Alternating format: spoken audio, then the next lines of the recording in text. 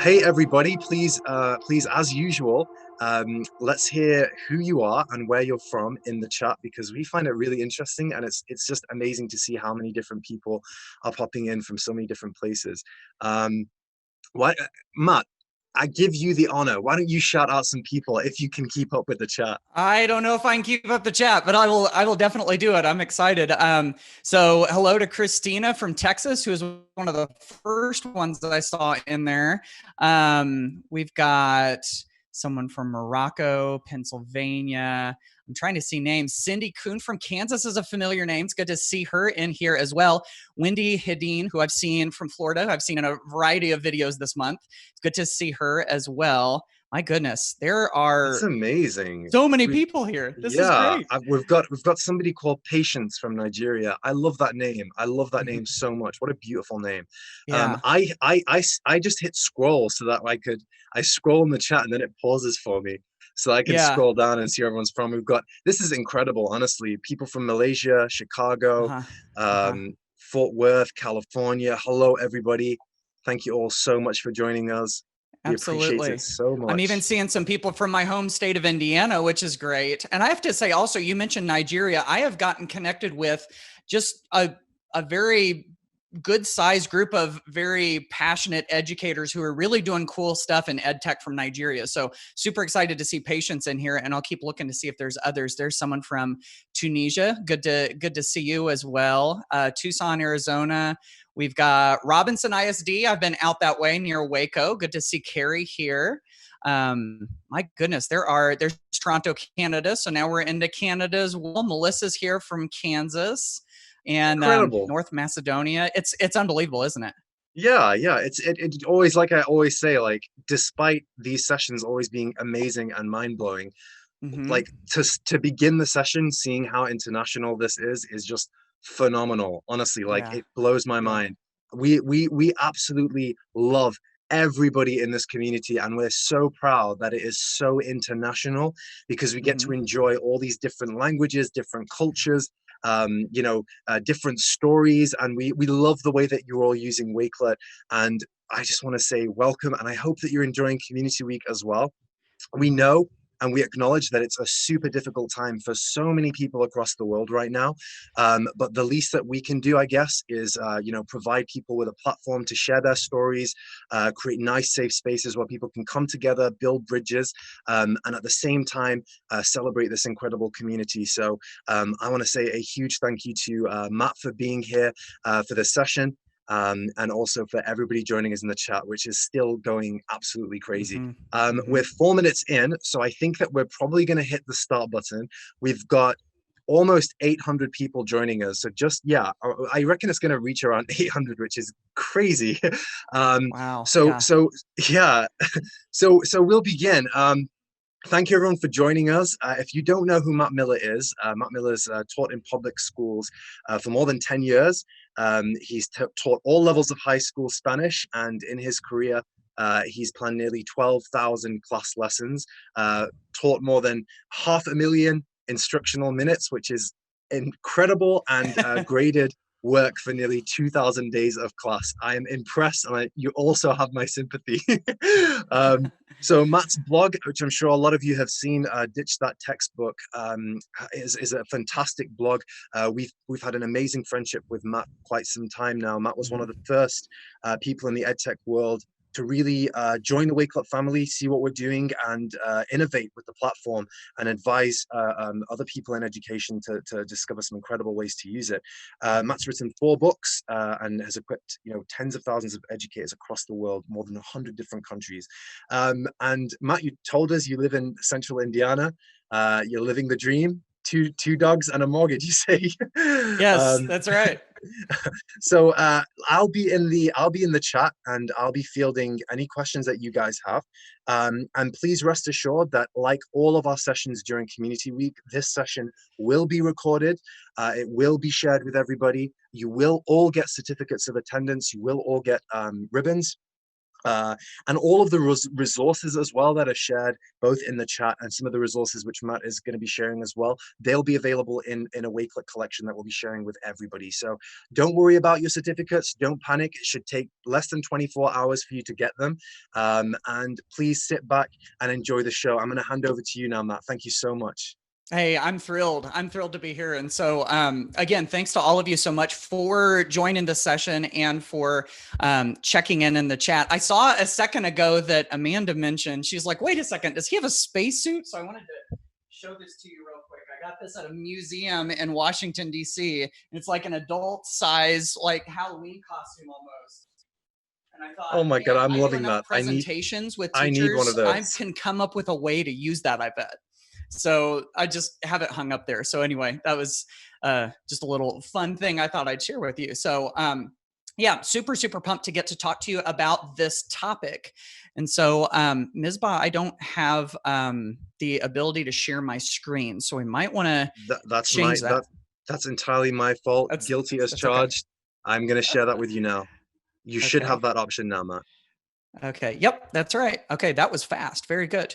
Okay, so there we go. And so the presentation, the thing I'm going to be talking about today is Tech Like a Pirate, which if you haven't heard of the whole pirate thing, this may not make a whole lot of sense, but I'm going to explain it to you. It happens to be the title of a book that I wrote just recently, but really more than that, it's an idea about how we can engage our students. And so that's really what I want to talk to you about, is this idea of how can we use technology to engage our students to make learning unforgettable, which is especially such an important thing when, especially when it comes to remote learning, as so many of us either are off of school right now and are trying to figure out how much remote learning might happen next year, or depending on the hemisphere you're in, you may be like right in the throes of remote learning and are trying to get a handle on it. So we're going to touch on all of that today. I did want to mention at the bottom of the screen that you have up is a link, techlikeapirate.com. I'll call this out a couple times today, but this is a web page I've created that is just packed full of resources around the themes in the book. So I'll share the main themes in the book. And then if you want to dive deeper into all of them, you can just go to this website. All of the resources are totally free, and you can go check them out and start working through them. So I want to make sure that you had that as well.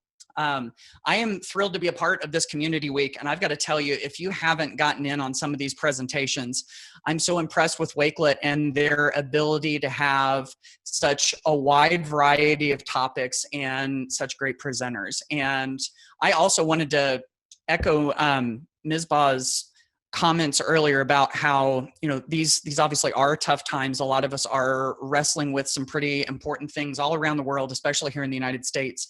And if you want to try to wrap your brain around what's going on and hear from a voice that I personally really trust, I implore you to use that link on the screen right now and go find Ken Shelton's presentation called Connecting the Community, Race and Culture. If you haven't seen it, I highly, highly recommend it. I had Ken on my own virtual conference, the Ditch That Textbook Digital Summit, to talk about this, you know, basically the same issues he talked about there. He's very well spoken. He knows what he's talking about. So definitely check it out. I see Lori Welk says it was fantastic. Kimberly says it was amazing. So yeah, it looks like I'm not the only one who thinks that that Ken is fantastic. So. All right. I also wanted to tell you at the top real quick, I'm a big fan of giving you things for free. And so I've got more stuff to give you for free kind of all throughout this presentation. I mentioned earlier, there's the Tech Like a Pirate link that has all of the resources. If you're interested in kind of figuring out some of the issues related to remote learning, and you want to sort of make sense of it and get some strategies and some ideas that you can use, I created an entire free online course called Remote Learning 101. It has 14 modules with a whole bunch of different topics related to remote learning. And I know that's kind of an overarching theme throughout this entire community week. And so if you're looking for another resource, use that link right there, ditch.teachable.com, and go check it out. Mag says she took the course and it's so helpful. we had somebody else. Someone's like, free, LOL. Yep, it is. It's totally free. Heidi says it was fantastic and she loved it. So if you want to check it out, it is totally, totally free. Free, free, free, free, free. Okay, let's keep going. Okay, so I told you earlier that the name of this, if you're not familiar with the whole pirate thing, this may not make a whole lot of sense to you. So let me give you a quick idea of what I'm talking about here. Back in 2013, I read this book, Teach Like a Pirate by Dave Burgess. I'm already seeing some comments in the chat. If you're familiar with the book, throw a comment into the chat and let me know if you read it or you're familiar with it, by Dave Burgess. This sort of shows the level of education geek that I am, because I asked for this book for my birthday. I don't know if anybody else is, that kind of person who will ask for education books on their birthday, but that was definitely me. I started reading through, and this book is all about finding ways to make class an unforgettable experience. And there was one line that Dave mentioned real early on in the book, and it just kept echoing in my ears. Don't just teach a lesson, create an experience, because it's the experience that students are going to remember. And I kept looking at that and I thought, this is the way that I want to teach. I don't want students to just come in to drudgery and the same old thing every single day. I want to surprise them. I want to delight them. I want them to enjoy coming to class. And I think that will kind of open up their mind to learning as well. And so as I looked at that and as I came up with ideas of how I could do that, it seemed like all of them had to do with technology. That's just kind of the way that I roll. I like to use technology to help basically do whatever I do in the classroom. And so I was looking at all of these devices and these apps that I have, and I kept thinking, oh, we could make an unforgettable experience by this. Oh man, this particular app, that would be so cool. The students would love it. And I started gathering all of these ideas little by little of how we can use technology to make learning memorable, fun, unforgettable. And I didn't realize that at the time, but starting in 2013, after I read that book, all the way up to current, I was writing this book. I was writing Tech Like a Pirate. And it says, using classroom technology to create an experience and make learning memorable. So if you're with me and you would love on your best days to make an unforgettable experience that students will take with them and that they enjoy, if you're with me, then I've got lots of strategies and ideas for you in this presentation. And it all kind of revolves around this. If class is forgettable, how do we expect students to remember?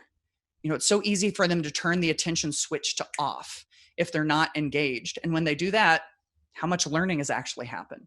But if we make it memorable, if we make those unforgettable moments in class, then that's the stuff that they'll carry with them forever. I'll bet you probably have in your mind from your time as a student some sort of unforgettable moment. If you get a chance to drop that into the chat, I'm super curious to see what that is for you, where an educator at some point made things super, super memorable for you. Now, as you're doing that, I wanted to share with you real quick that these are the main ways to tech like a pirate. These are the ways to make that unforgettable learning that I talk about in my book. And that's what this presentation is going to be focused around. And so I've got lots of concrete examples for you in this presentation for each one of these. And then again, down at the bottom, techlikeapirate.com. If you like what you're seeing and you want to go deeper into any one of these, I have multiple resources for each one. So definitely go check that out.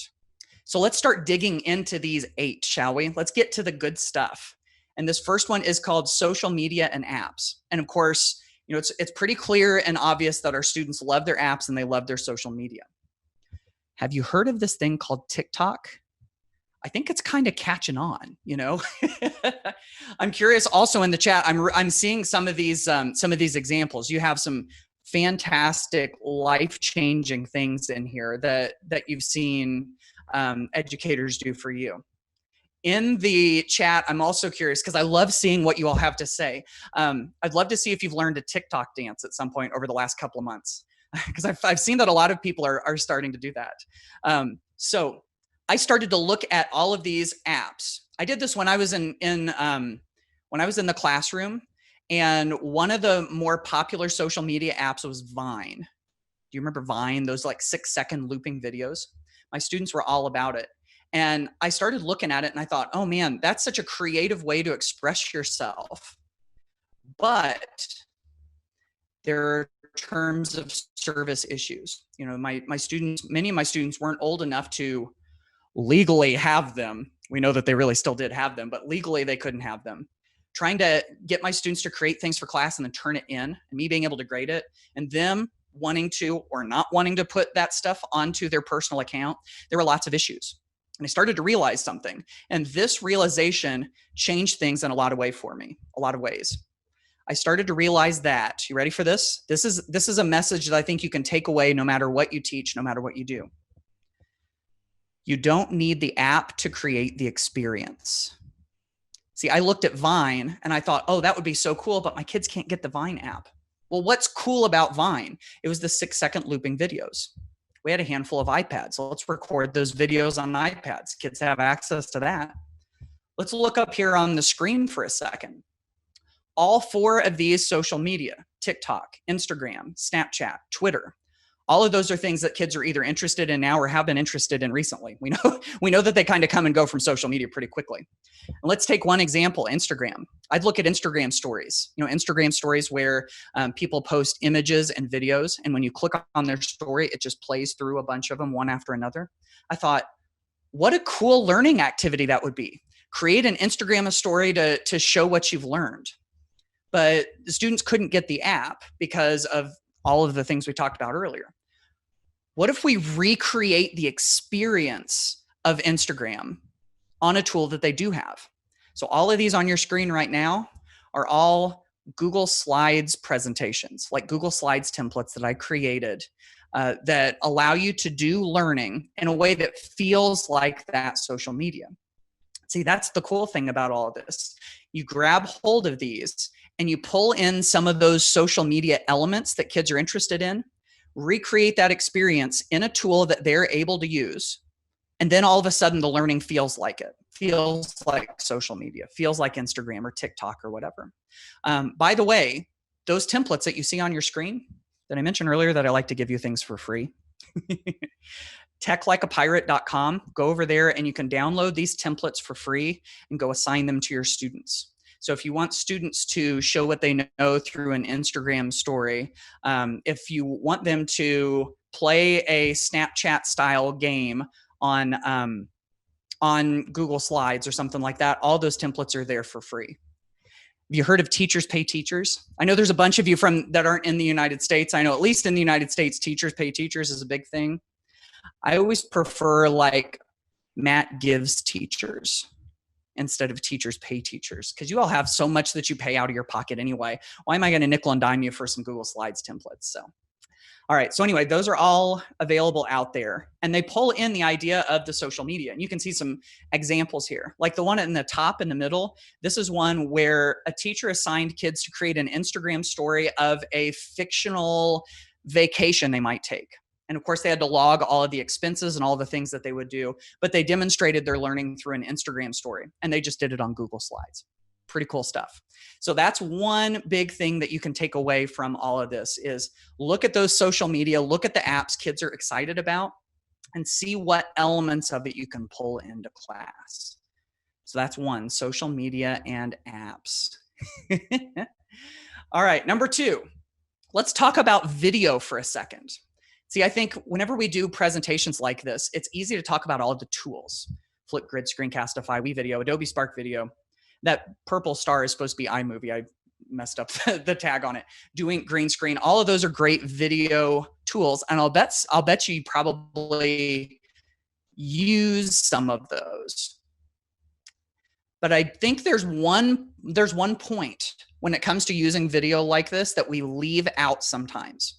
And that is, what kind of videos are we recording? Because a lot of times, you can see my webcam here, this is the kind of video that we usually record with our students. We have them do head and shoulders video straight to camera, talking as if they're talking to the teacher or their fellow students. What if we mix that up a little bit? Here's another big question you can ask yourself no matter what you teach. What's the lens we can see this activity through? See, if you're studying something in history and you ask students to recall 5 important points from it and just say them to the camera, there's no experience in that. That's forgettable. How can we turn that so that it's unforgettable? What if you do it through a different lens? What about through the lens of a news anchor? Instead of recording just, straight to camera, what if you pretend to be a news anchor and you're like holding some papers and you're like, here are the top stories from today. How about the one below it? On the scenes TV reporter. Have students go outside or go into a different room or something. They can even use their mobile device and speak straight into the camera and say, we're on the scene where this and this is happening. There was this horror movie several years ago called The Blair Witch Project, which was not a fantastic movie. I bet some of you will probably get on me a little bit in the comments for putting such a rotten movie into my list. But what was different about it was, someone said, Laura Steinbrink, my friend Laura Steinbrink's here. She says, Blair Witch is my favorite.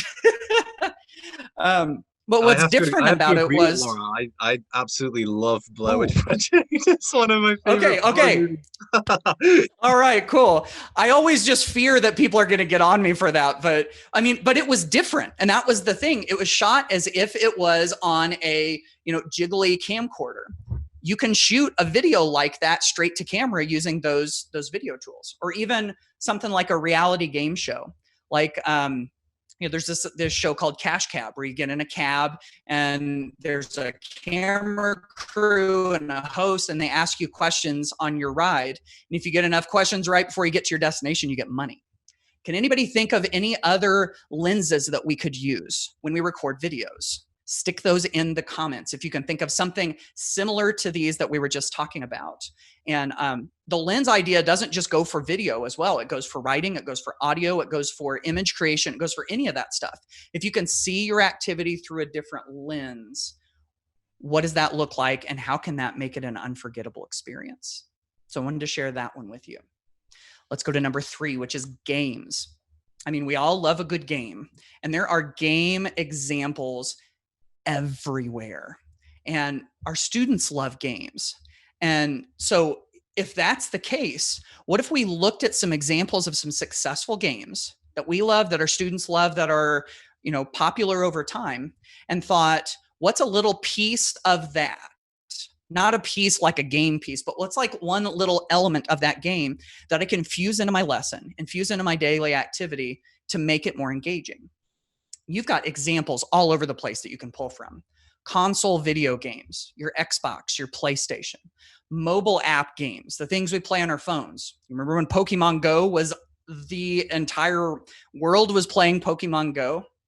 Board games, Risk, role-playing games, Catan. How about those retail rewards programs? I got to tell you about Starbucks rewards. I get a bunch of Starbucks stars. The secret is that I don't really even like Starbucks coffee that much, but I'm hooked on the rewards program. And it's funny that I will buy coffee that I don't like that much so that I can get free coffee that I don't like that much. It's like, that's the draw on it, right? That's what pulls people in. And so if we look at all of these and we think, what is it that's so compelling about these? And can I use a little piece of that to make my class more interesting? Let me give you an example. This happened in my own high school Spanish class several years ago. We were at the end of the school year, and we were getting ready to review for final exams. And usually I would do 3 or so days of review to prepare them for final exams. And this year the Olympics were going on, and I thought, let's make this into an experience. And so what did we do? We created the Spanish class Olympics. I put the class into about 3 teams, and each day we played a different game for the entire class. And so when we did that, we were able to they were able to play the game, and if they won, they got points, which went on a leaderboard. And we played a variety of different games to review. But to make it even more of an experience, I played the NBC anthem for the Olympics. Now, if you're not from the United States, NBC is one of our big broadcasting companies. They've covered the Olympics for a long time. And to me, whenever I hear that music, it just strikes a chord in my heart about all of my favorite Olympic moments. And so that was one of the little things that I did that was able to make it into an experience. And so, by pulling from all of these examples of games, you can really transform your class, I think. Now, I think I would be remiss if I didn't look back over some of these things that we've talked about, especially with the video and with some of the things your students can create that look like social media. Any of those things. The best part about making those is other people being able to see them. What fun is it if a student works hard to create something that's really cool and the only person that sees it is their teacher? You're really missing out when you do that.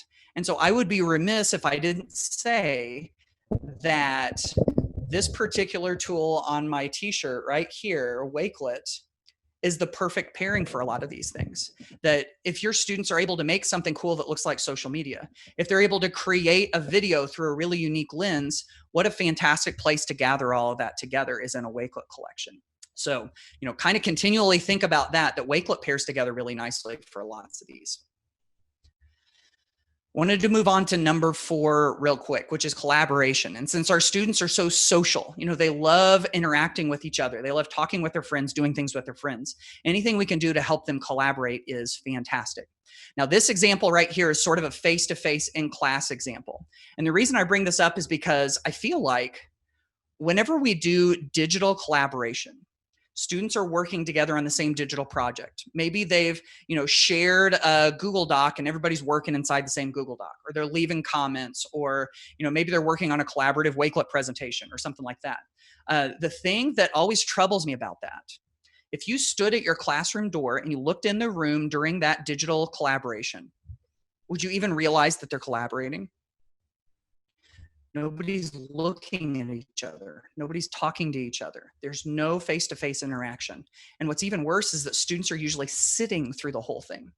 The author, Dan Pink, wrote, I think it was in his book, When, which is one of his most recent books. He said, sitting is the new smoking. It's so harmful to us when we're too sedentary, and it has a negative impact on our brains too. What you see on the screen is one little strategy that you can use to get students up, moving around, and actually looking at each other eyeball to eyeball.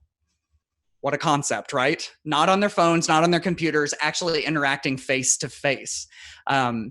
Laura just mentioned movement helps SEL too, which I thought was a great point. I just noticed that out of the corner of my eye. So the digital gallery walk, here's the idea behind it.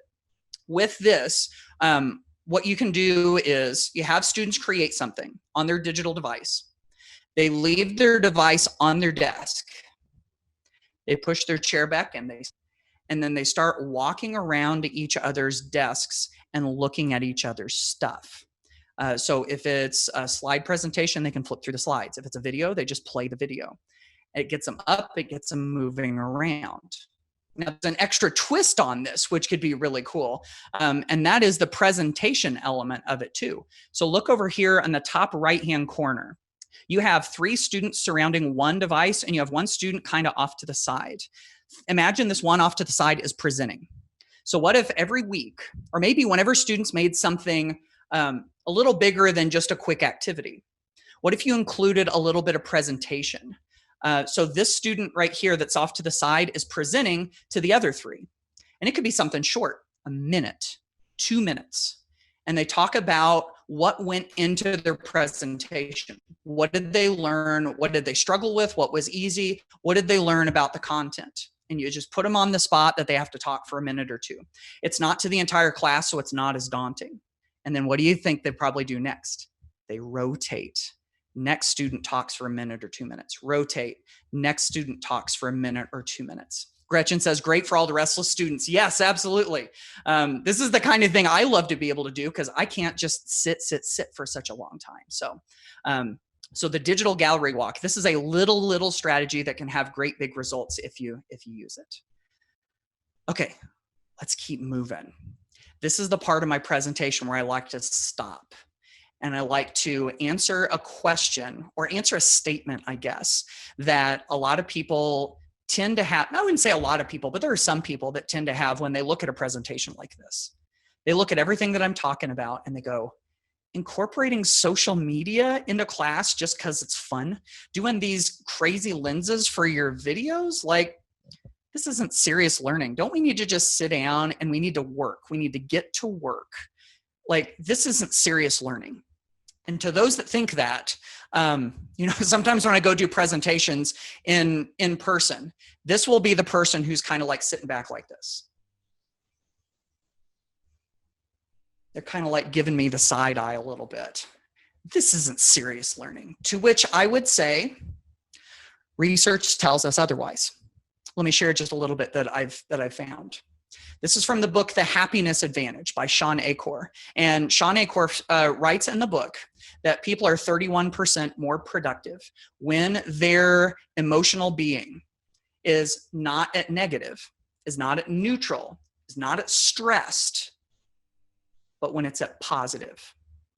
Not negative, not neutral, not stressed, but positive. If your emotional being has gone to positive, we're more productive. That's enough reason right there to try to get our students' emotional being to positive, right? I always look at it like this. Whenever they're at neutral, negative, or stressed, and we're not our most productive selves, it makes learning feel like this. It's almost like 2 + 2 + 2 + 2 + 2 = 6. And we go, that's supposed to add up to 10. Why is it only adding up to 6? All of the parts don't add up to the sum total that we think. But if we can get their emotional being to positive and they're that top productive peak productivity, we'll look at it and it'll be more like 2 + 2 + 2 = 14. We add the parts up and we get so much more out of it than we ever expected. That's kind of how it feels to me when it comes to this. Oh, Donna just dropped a knowledge bomb about how this is very serious learning, because I can't see all of that, but I think that she's dropping some fire into the chat there. I love it. Here's another one. This is from a neuroscience study. And this one says emotional events. And when it says emotional events, it means anything that has high emotions. So this could be extreme happiness. It could also be extreme sadness. All of those things, whenever there's an highly emotional event, it's seared into our memory. And it says emotional events often attain a privileged status in memory.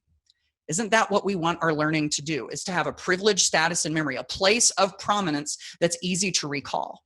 If we tie emotions to it, that's one way that we can do that, according to this neuroscience study. Then there's this. This is from the National Institute for Play, and it talks about several ongoing research studies that are showing that play-based learning, love this next part, with playful teachers heightens overall long-term performance. If that's what we're going for anyway, we want our students to become the best human beings that they can over the long term.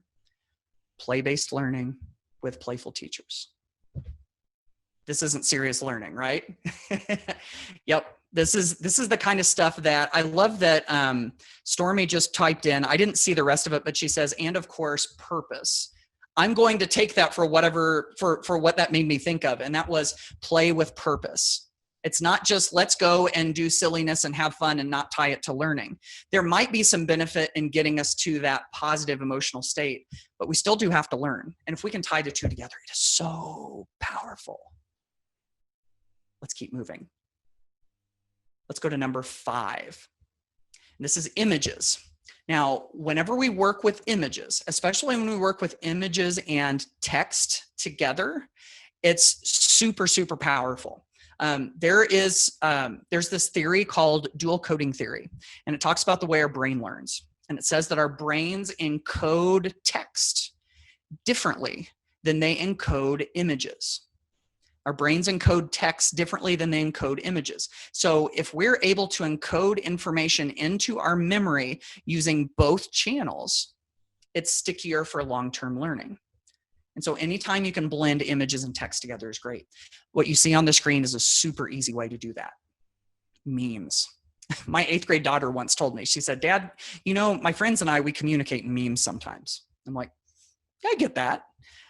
And so if you have students create a meme where they pull an image related to what you're learning, and then they have to put some text with it, this is kind of deeper learning if you think about it, because they have to take everything that they've learned about it and they have to summarize it briefly into 2 lines at the top and at the bottom, maybe just 1, and make an important statement about it. So this is like taking all of this stuff and synthesizing it down into a short message. And then if they can make it humorous, that's even harder. So that's even deeper, because they have to see not only what the facts are, but what's interesting or funny or incongruent about it, and then be able to point it out in a humorous way. Deeper learning, and we do it with memes. How about that? Talk about an unforgettable experience, right? Another thing I love when it comes to images and text is infographics. And these are super, super visual. Text and images all together. These are a handful of infographics that I've made. I like to joke that infographics are my love language. If I have something that I need to get across, I love to make it into an infographic. Now, what I've found is that if you want students to create infographics, it can be a headache. Because as soon as you ask them to go look for icons or look for images or something, they can go down the rabbit hole, can't they? They can go searching for 10 minutes trying to find the right image, and all of a sudden we've wasted a bunch of instructional time. Let me show you something I've created that, yet again, you can get a copy of this. You can assign it right out to your students if you want to. This is an infographic template. I call it an icon board. I tried to give it a clever name when I made it. But it's basically this. It's made in Google Slides. This is the kind of thing you could do in PowerPoint very easily as well if you do Microsoft. But either one, let's call it a slide presentation tool. And in this slide presentation tool, we have just one slide, and you can see it right here. You know, it's the white rectangle. Now, all of the space around the slide is where I put useful things my students might want to use, so that they don't have to go down the rabbit hole and lose 10 minutes looking for one image, because a lot of that stuff is just sitting there waiting for them. So you assign this template out to the students, and when they make an infographic, it looks kind of like this. You know, they take this number 1 up here, which, by the way, whenever I click on one of these, instead of just dragging it straight down, I like to use the Control-D keyboard command. Control-D is duplicate. On a Mac, it's Command-D. And so you make a copy of it, and then you move it over here so that you can keep the original up here in case you need to use it again. So they add a number, then they duplicate an icon like this one here, and then move it over, add a little bit of text. Guess what? You do that again. You do that again and again and again, and when you're done, you add a title to it, and look at this. You've created an infographic in a short amount of time, low prep, easy for students to do, and it gets their ideas out verbally and visually. Good stuff.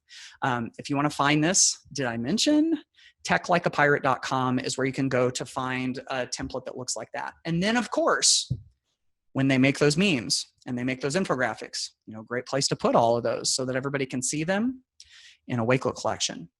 And what's even better is if you put those in a Wakelet collection and you have the image of the infographic, and then you give them a little text box down below where they talk about the process of making it. And they talk about what they learned about it. Whenever you give them a chance to reflect on their thinking, that's huge. And that's a super, super easy way to add that in. What you see on your screen was done in Google Slides, but it could also be done in PowerPoint too. Let's keep going.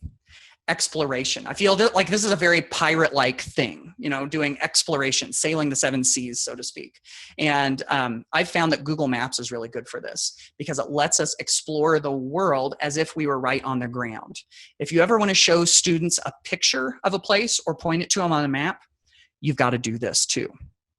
So in Google Maps, in the bottom right-hand corner of the screen, whenever you use a laptop or a Chromebook or something like that, not an iPad, not a mobile device, there's an app for that. But when you're using a laptop or a Chromebook, in the bottom right-hand corner of Google Maps, there's a little yellow peg man. He's just like standing up straight like this.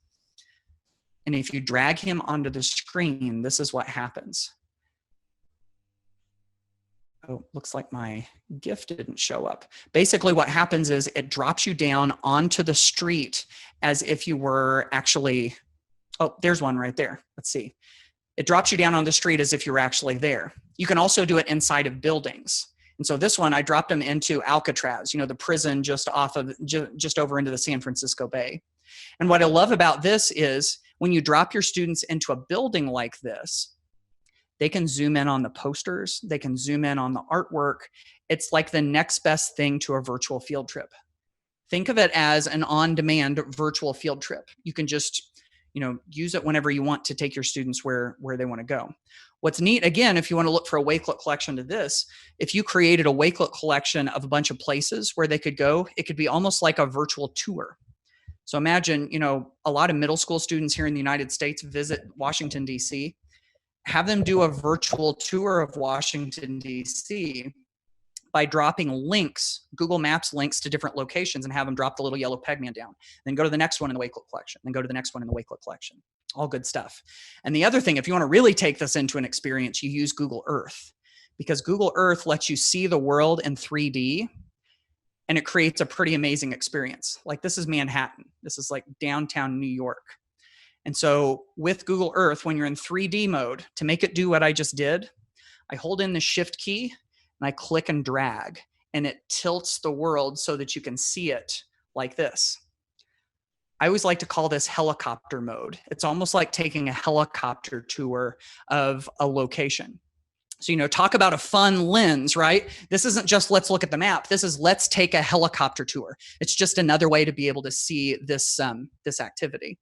So yeah, that's in Google Earth. Again, Google Earth is totally free, and this is all stuff that you can do very easily. Let's go to global communication real quick. This is a real favorite of mine. In my own class, I saw the power of this when my high school Spanish students in very rural West Central Indiana. It's a agricultural community. It's very small. We're not very culturally diverse.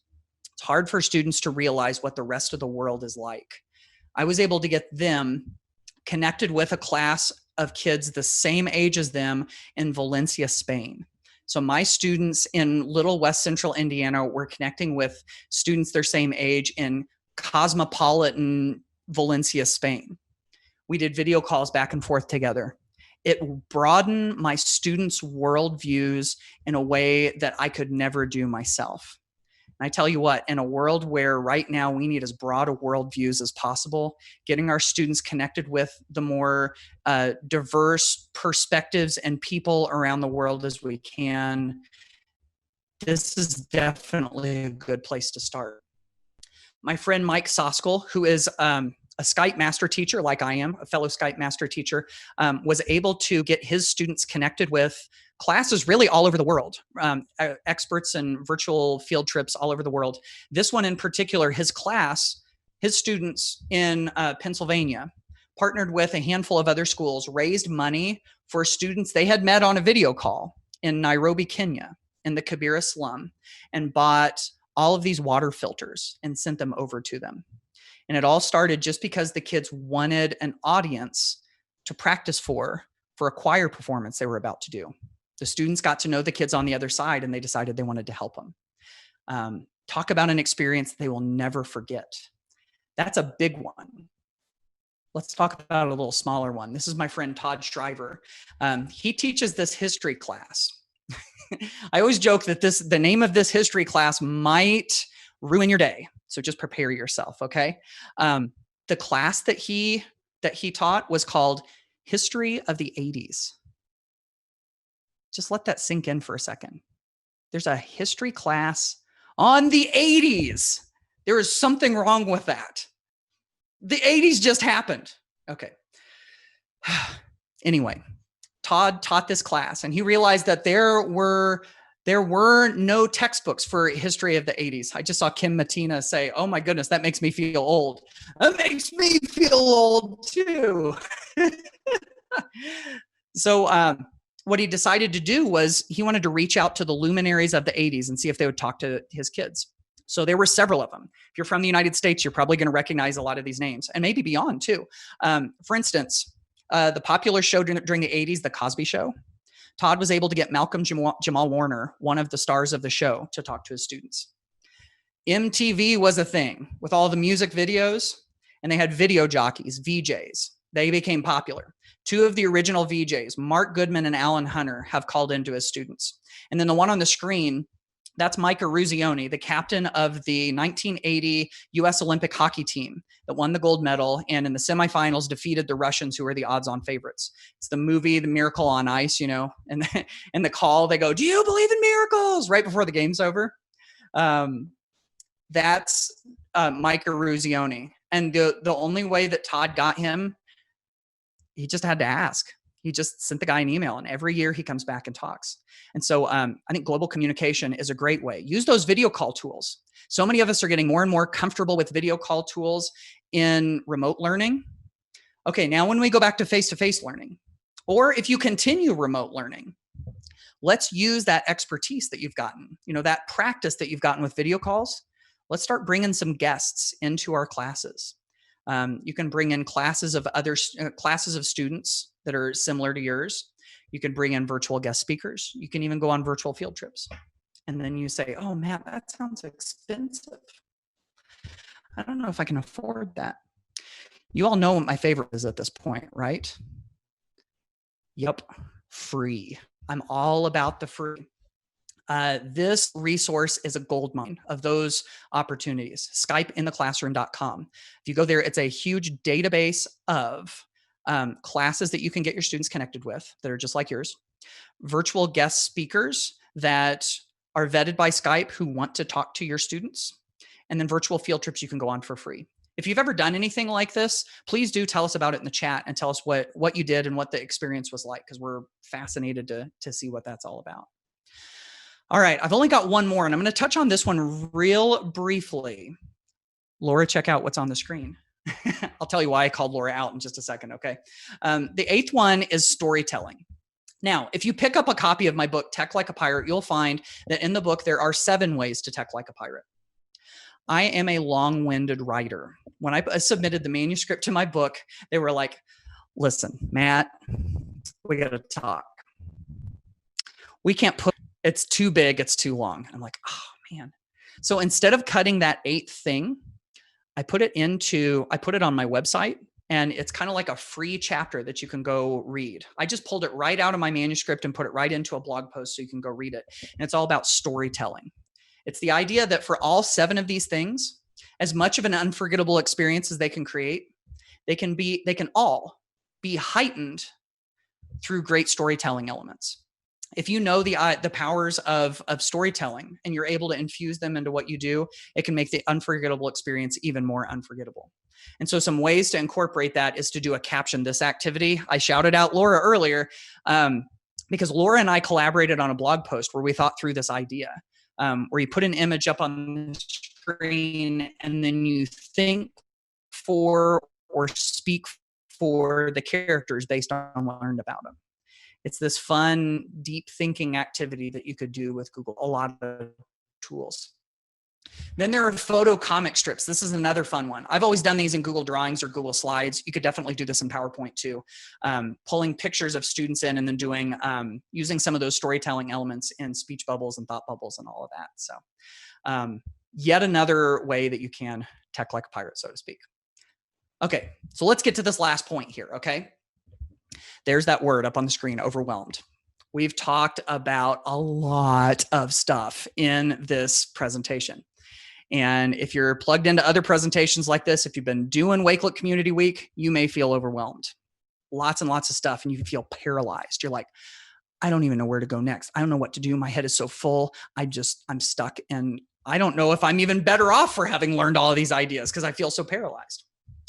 I got this one definition of overwhelm that has been really helpful to me that I want to pass along to you. See, overwhelm is not the problem of having too many options.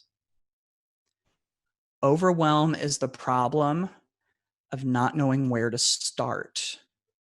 So if you're feeling overwhelmed right now, or if you ever get to the point of feeling overwhelmed, there is a solution to it. Pick one thing. Look at all of your options if you want to, but pick one thing. So then you might say, but Matt, what do I pick? I have so many things. I don't even know what to pick. Let me give you some ideas. How about start small? Start with something small that you know you can do. Something that you look at it and you go, I can do that. I can do that to completion. You get it done, and the completion of it is momentum and motivation to get you to do something else. Start small. How about this? Start with impact. If you could change anything in your class that would make things better for your students in a hurry. If they're struggling with one area, if there's one place in your instruction that just isn't there, and if proved, it would make a huge impact on your students, maybe you start there. Or how about this? Start with passion. What are you excited about? What are your students excited about?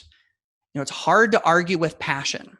Passion begets more passion. And so if you can find something that you and your students are excited about, then maybe that's a great place to go. Now, around all that, I keep giving you free things, free, right? Would you like a free drip of these ideas in your inbox every week? I have this email newsletter. I'll bet some people in the chat maybe get my email newsletter. If you do, I'd love to see. But if in the email newsletter, I share ideas just like the ones that you've seen in this presentation. I see ideas, or I share out ideas like that every single week, usually on Wednesdays. Practical, implementable things, techie, sometimes not techie. So if you'd like kind of like a constant drip of these practical ideas, check out that link at the bottom of the page, DitchThatTexbook.com/101. And if you sign up for my email newsletter, I actually have a nice little bonus you can get. You see those those little binders on the far right? Those are ebooks. 101 practical ways to ditch that textbook. You get that for free. Those are things you can just plug into your class right away. 101 ways to ditch that textbook with G Suite. More ideas you can plug in right away. By the way, with the G Suite thing, if you do Microsoft, a lot of those things cross over to PowerPoint, Word, OneNote, Teams, all of that stuff. And then you've got 50 free templates for teachers. You remember the social media templates I showed you? That's just 4 of them. There's 50 in that book right there. So DitchThatTexbook.com/101 will get you signed up for all of that goodness. Of course, Wakelet is a big part of this too. A lot of times we do Twitter chats and we collect all of the great ideas from our Twitter chats. We stick them in Wakelet collections and then we put them into our blog posts. So Wakelet has actually made my blog significantly better because it helps us curate other people's resources. So it all sort of fits together. So that kind of wraps it up right there. This has been so much fun, and it's been great to interact with all of you in the chat. I tried to get done a few minutes early on purpose so that we could answer some questions. So, Ms. Barr, are you still there? Yeah, I've just been stood here, absolutely gobsmacked, honestly, at the amount of incredible ideas that you have shown in the past hour. And not only that, but we've had over 900 people in the in the chat today watching this, and Wow. the chat box has Crazy. just been unbelievably phenomenal. All of the ideas that you guys are sharing in the chat, it just stands to reason why sessions like this are so important, because it's a place for people to come together and share these ideas. People are saying that it's energizing, it's inspiring, and I personally none of us here at Wakelet are educators, right? We're not in the education industry. Let's put it that way. We've just created a cool tool, and you guys found us and embraced us, and now we're part of this incredible community. So, you inspire us, you give us all of the ideas, and we just add the tools on that you require and that you need, and help facilitate discussions like this.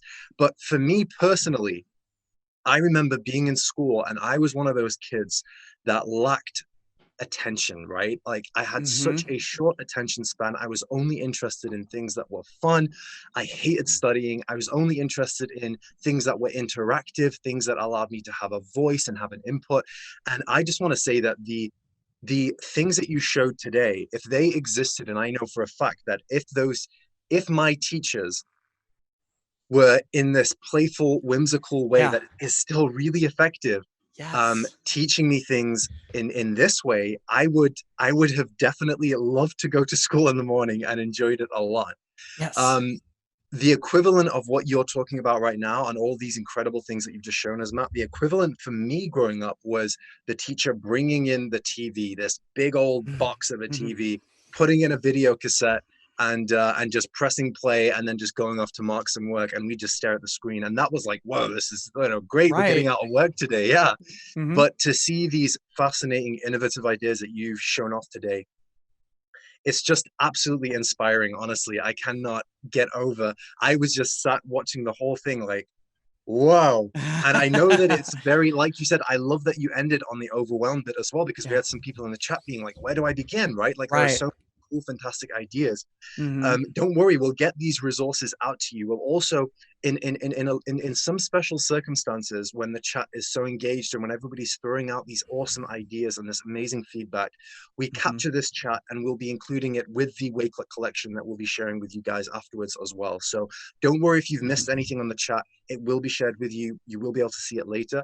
It is being recorded, of course, and we will let everybody know on Twitter. And of course, everybody registered for this event will get a certificate of attendance as well.